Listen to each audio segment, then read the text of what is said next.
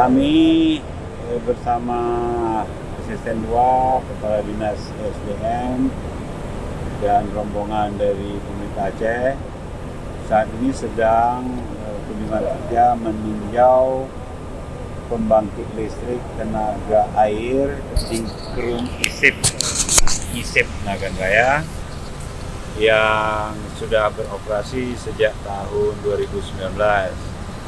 Nah, daya terpasang dari pembangkit ini adalah yang sudah efektif itu kira-kira 10 MW dan yang sedang dalam proses dan standby itu 10 MW lagi, terdiri dari 3 turbin. Nah, kebutuhan pasokan tenaga listrik dari Kerung ISIP ini itu untuk melayani sekitar Nagan, kebutuhan sekitar Nagan, dan tidak masuk dalam interkoneksi jaringan Sumatera. Jadi untuk spesifik untuk memenuhi kebutuhan sekitar Nagan Raya. Nah, konteks saya meninjau ini adalah untuk melihat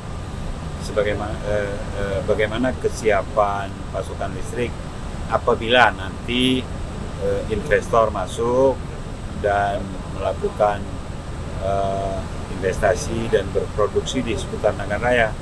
Karena tugas pemerintah bersama PLN dan partner-partner PLN itu menyiapkan infrastruktur untuk investasi termasuk tenaga listrik. Nah, kita berharap kalau bisa efektif 20 MW, kemudian PLTU Nagan juga sudah optimal, tentu tidak ada masalah lagi dengan kegiatan investasi yang insya Allah terus bertambah di Nagan Raya, dan tentu ini bisa menyediakan lapangan kerja, kemudian menampung tenaga kerja lokal yang begitu signifikan jumlahnya, dan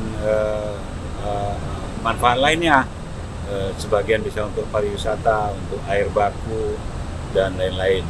Dan kita berharap apa yang dilakukan PT Nagan Energi ini yang menampung hampir 100% tenaga kerja dari Nagan Raya sendiri itu bisa terus dipertahankan, termasuk untuk rencana-rencana investasi yang akan datang. Kita berharap optimalisasi dari pemakaian tenaga kerja Putra Aceh, Putra Nagan sendiri. Saya pikir selamat, mudah-mudahan pengembangan ke depan bisa berjalan dengan baik, termasuk investasi-investasi ikutan dengan adanya PLTA Kerung ISIP ini. Terima kasih. Assalamualaikum warahmatullahi wabarakatuh.